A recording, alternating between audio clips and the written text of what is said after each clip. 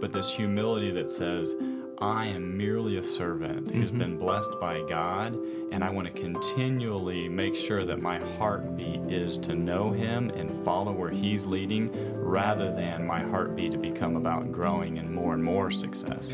Welcome, everyone, to Breaking Bread, the podcast brought to you by Apostolic Christian Counseling and Family Services. I'm glad to be with you all. Thanks for coming along. Brian Sutter is with me. Fred Witzig is with me as well. Welcome, guys. Glad to be here. You. Yeah, good to be here. So not long ago, we talked about suffering. We live in a broken world, and how do we cradle that suffering, that reality? How do we live with it? Today, what we want to talk about is the flip side of the coin, success. And there's lots of commentary on how to be successful. Does that make sense? The bookstores are littered with very good. We have consumed them. I have consumed some of them myself. Yeah, you bet. Right? Because it's important. How do you achieve success? But I'm not sure that there's equal in number the resources that provide how to steward success. That is, once success is achieved, or should you achieve success, how do you steward that success? Just from my own personal inspection and from my thoughtful outward inspection of the world, success has its own bucket of vices. Am I right with that, Brian? Does it ever eke its way into a counseling situation? There's no question. It is there and certainly shows up in the counseling room as much as the suffering side of things. Yeah. Help us taste a little bit to say, here's an example. Yeah, so examples that come to mind right off the top would just be when you've been successful in a sense of, let's say, financially, and you've been blessed with these resources. How do you manage those well? What do you do with those? Like that's a heavy burden, and being able to navigate the responsibility that comes with that, and the questions that come with that, and even the criticism that comes with that can be very difficult for somebody to navigate. That's a heavy burden. It's a heavy burden, and then I think it wouldn't be too hard to find examples where that pressure to maintain that business causes maybe some struggles with the marriage. Exactly. Or some passivity with their own children because we're very engaged in other spheres. Is that a true statement? Yeah, there's lots of fallout, whether it's emotional or relational or spiritual, that can take hold, and it takes, I would say, a lot of very purposeful focus and awareness of that. Fred, maybe let's define success. In Deuteronomy, where God lays out His law, in the first part of Deuteronomy 8, He talks about when I bring you into this land, and you will prosper. And in Deuteronomy 8, in the first part, He talks about having plenty of food. Right? So we can talk about success being, I have all the physical sustenance, which is a remarkable thing that we've achieved in Western society. We don't have famine anymore. Right. Most people in our society have enough food, or at least have access to food. Yes. Other parts of Deuteronomy, He talks about you will have lots of children, or your farms will prosper, your businesses will prosper, so to speak. You will have peace in your land. All these different things, I think, are big categories of earthly success. Yes. And let's be clear at the outset, we are not poo-pooing those things. This is not going to be a podcast that says all of that is... we shouldn't be striving for those things. Those things are gifts from God. Right. And that's the context that God deals with success here, is that these are things from me. Can be from me. Yeah. Right? He's going to bless His people with this. Not that now we have to be, I think we also have to be very clear that following God doesn't mean that we get a big farm and a big house and all that kind of stuff. He's under no obligation to do that. This is not just for the 1%. This is for the vast majority of us, that to embrace the fact that by God's grace we have been successful. There are so many things, like Fred's talking about, that we have been blessed with, not necessarily because of faithfulness, but because that is part of what God, gives His people, and is a good thing that He wants us to enjoy. Not necessarily always promised, but is a wonderful thing for us to embrace and accept. Yeah, but there's a point to this. And in verse 10 of Deuteronomy 8, He says, when you have eaten and art full, then thou shalt bless the Lord thy God for the good land which He hath given thee. Beware that thou forget not the Lord thy God in keeping His commandments and His judgments and His statutes, which I command thee this day. Lest when thou hast eaten and art full, and hast built goodly houses and dwelt therein, so forth, then thy heart be lifted up, and thou forget the Lord thy God. Right? And then He says what's going to happen. If you forget me, if you forget who gave you this, I testify against you this day that ye shall perish. And I'm fascinated by this term perish, right? You will perish. Yeah. I think something happens to our soul Yeah. It happens to our relationships. It happens to it can happen to our business. We can actually lose our business, our whatever. We begin to perish when our success leads us away from God. And that's what I think Brian is talking about here, right? Yeah. Perish is the effect. The cause is forgetfulness of God. Yeah. And then it can be very easy to wrongly conclude that success is the problem. And that's not at all what the scriptures are teaching. They're saying, be careful, know that this can, just like Deuteronomy 8 describes, like Fred was teaching us there, that this is a possible outcome. Be aware of that, but don't come to the wrong conclusion that success is the problem. That is not the problem. The problem is universal, whether it's success or suffering, and that is that our human tendency is to move away from God if we don't continually, purposely pursue Him, know Him, and trust Him. Yeah. And might I add, moving away from God or having a misconception of God, Oh, right? sure. We spin all kinds of weird concepts of God with success as well as with suffering. And that's what we want to talk about today is how do we rightly think about success? Well, I think we've already settled on one of them, and that is to always remember where it comes from and let our success glorify God. Yeah. Let our success bring us back in thankfulness to God and gratitude for God for what He is allowing us to do. Yeah. And which is what Brian was just saying there. Yeah. Another thing I think that comes to mind there too is just making sure in the midst of our success that humility is something that we seek to hold on to, and which I think is certainly an outpouring of what Fred's talking about there. But this humility that says, I am merely a servant who's been blessed by God, and I want to continually make sure that my heartbeat is to know Him and follow where He's leading, rather than my heartbeat to become about growing and more success. Okay, so Brian, you partly answered this question, but I'm gonna rephrase this question because I think there's something more here. Let me paint a situation I don't think is too far off to what happens a lot. We give glory to God, and we have that humility, and God gave me this, and God has grown this, and isn't God good, and all glory to go into God, which is awesome, right? Well, some of the negative residual that might come from that type of vernacular is that people start to compare. That's what the blessings of God are. That's what success looks like. If I were in good standing with God, I would look like that. My success would look like that.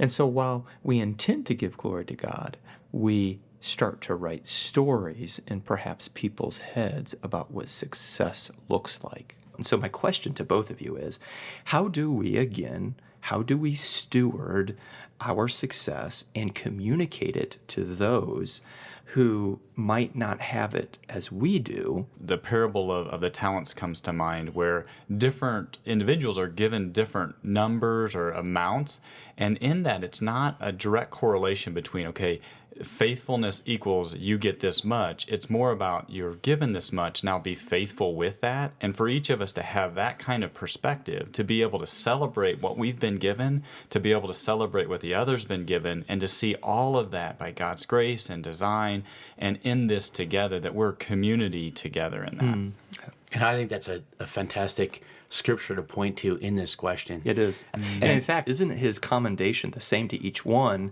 is well done? Yes, He's equally pleased. And He's not doing what we often do, which is, well, that person's a lot more successful and I'm not. And, then we start evaluating ourselves, comparing ourselves, worrying, afraid that, I'm just not a good Christian. I'm not doing as much for God, right? Or I'm not as fruitful, or what, all these things that we can just work ourselves into. And God is saying that's not the point of it all. But what would it look like for an employer to have that mindset? Because if truth be told, we really groom and award, do we not, the one that took the 6 talents and made 12 out of it. I mean, that's our system. Does that make sense? Yeah. Out of one side of our mouth, we say one thing, but everything looks a little bit different. What would it look like to have the mindset of God as we relate to our employees, for example? Well, I can think of a conversation that I overheard, or I was in many years ago, and it speaks to something like your question, maybe a little bit different context, but it speaks something to your question. There's a conversation between a very, very successful professional, and I'll keep it rather vague, but a very successful, very wealthy business owner, professional, medical, actually in medicine, speaking to somebody who did not make very much money, did not have a big house, and so therefore would fit this kind of scenario where you have, wow, here's somebody that we kind of honor, and then we got somebody else who doesn't have very much. And this professional told this poorer person, you know what I really admire with you is your sons have really turned out well. You really trained them well to be responsible, to take life seriously, to do these certain things, and really praise this poorer father for the good things that he had done. And this was probably 20 years ago, probably 15 years ago. And I still remember that as an example of being able to point out somebody's talents and the blessing of those talents that would be skipped over by most people in the world. So I will put my finger on what I think is really important by what you said, and that is having a very robust view of success. So when that individual whose success might be measured in dollar signs looked at another individual, he didn't evaluate based on dollar signs because success is much bigger than that. And he saw success in that other individual. Right. And at the core of that, I think, is just that perspective that says each human being who's been created in the image of God, that there is value and worth and dignity, and we need to find that in each other, whether it's, there's a lot of material success or not as much. Maybe there's more success relationally, and all of those things have value and importance. It also speaks to, I think, why we pursue success. I think the Bible is very clear. Paul told Timothy that those who would be rich, those who want to be rich, who set their heart on being rich, fall into all sorts of snares. And I mean, you read that section there in 1 Timothy. 1 Timothy, yeah. 1 Timothy 6, 9 to 11. They drown men in destruction and perdition. If that's where your heart is going, if you're setting your heart on that, then you're setting yourself up for misery, really. But if you set your heart on using success for God's purposes, then it already frames you towards understanding a proper view of success and helps to keep you from going in these poor directions. Fred, I want to come back here a little bit and bring a little bit of history, okay? Because you are a historian. And to be a good historian, you have to be a fairly good sociologist and anthropologist because all of those things economics, weave themselves into history. Certainly, success as we've defined it is a part of the history story of the world, don't you think? I remember Bruce Shelley speaking in his book, Christian History in Plain Language, right? He made this, I found, very astute point, that of all the span of history, only in the last couple generations has there been ease of life. And that really hit me right between the eyes to say my earthly life experience is vastly different than nearly every person that's lived and died because of not success that I've achieved, but success that I have come to enjoy. Does that make sense? Absolutely. All right, so what are we to make of history? What values have we lost because of it, Fred? Right. Yeah, that's a really interesting question. First of all, you're exactly right. The lifestyle, I don't know if we understand. I really don't think we understand how phenomenally materially wealthy that everybody in the United States is. In the Western world, actually most of the world now is. The conquest of disease, the lifespan, as late as 1800, the average lifespan in a place like France, 40 years old, almost half of what it is today. So it's happened relatively quickly. And it is just ridiculous how wealthy we are. However, it has come with a cost. It's come at the cost of, I think you could make a pretty good case that it's come at the cost of community. It's come at the cost of, in some cases, justice. Some of that success came due to the use of slavery and other forms of economic arrangements that it took a heavy toll on other people's lives. And there's also something else that I think is also really important to understand. And a brother brought this out in a sermon recently, reading the book of Ecclesiastes. And he pointed out how much we've been successful. And yet the more we are successful, we are, in a material way, we are proving Ecclesiastes right. And that is our soul inside is dying. We are a lonely people. We are a hopeless people. We're a desolate people. In the midst of all of our wealth, we're an anxious people, a fearful people. The irony is just tremendous. But Ecclesiastes warned us about this, and as did God in Deuteronomy and everything else. But there's hope. Philippians 2. In 2:4 it says, "Look not on every man on his own things, but every man also on the things of others," or the interests of others. Pursue the interests of others. I think as Christians, we should be more intent on seeing how we can cause other people to be successful than on how we ourselves can be successful. And when we do this, we are a tremendously powerful witness for Jesus Christ. So we're to have that same mind of emptying ourselves and pursuing the interests of others, just like Jesus did to the extreme in ways that we can't do. He pursued our own salvation. Okay, so let's talk about Jesus. What do we learn from Jesus as it relates to success? I don't know if this fits or not, but one thing that I think of in this context is the parable of the Good Samaritan. And it's one of those situations where Jesus comes and he challenges us the way he always does. And the religious folks in the parable do the right thing according to part of the law. They follow what they need to do to remain pure. In one sense. And yet, as the story goes, the most unlikely of the group follows the highest of the law, and that is to love and to serve and to bless this person who's hurting. But it's this lesson where Jesus says, love others, love God first, and love others. And in that, what that means, look out for the man who's hurting. Look out for those places that you can use what I've given you to share my message of hope and life. And you get the opportunity to emulate that as you walk through life and are my people. And I think that's one of the places I think of Christ's teaching there. Yeah. With Christ, over and over again, that was an excellent example, Brian. He challenges the scripts that we run in our head about things, the conclusions. Yeah. Jesus, time and time again, rewrites our reasoning, okay? So I'm going to try something here. I just want our listeners to think about this. What reaction do we have when we learn of a middle-aged adult is working a entry-level retail job or behind the counter at McDonald's? Do we not have scripts running in our head? I think we do. Yeah. That's my point. Yeah. I think you're exactly right. I think the teaching in James, don't honor the person who comes in with the wealth. But we do that in very different ways. I find myself, to my shame, as I interact with people over the lunch hour, like, boy, that person over there, they're interesting. Or I'd be interested in their thoughts. And I sadly discount the person who's right in front of me for whatever reason. And I think exactly what you're talking about. And Christ says, no, Brian, that is not acceptable. That's not the way to think about people, and challenges that. And I have to be honest with what's in my heart and needing that to be shaped and reformed by the scriptures. So historically speaking, one of the tremendous lessons of Christian history, of church history, is the power of not doing what you two just talked about. Yeah. Of being snooty, of valuing people based on earthly success and that sort of thing.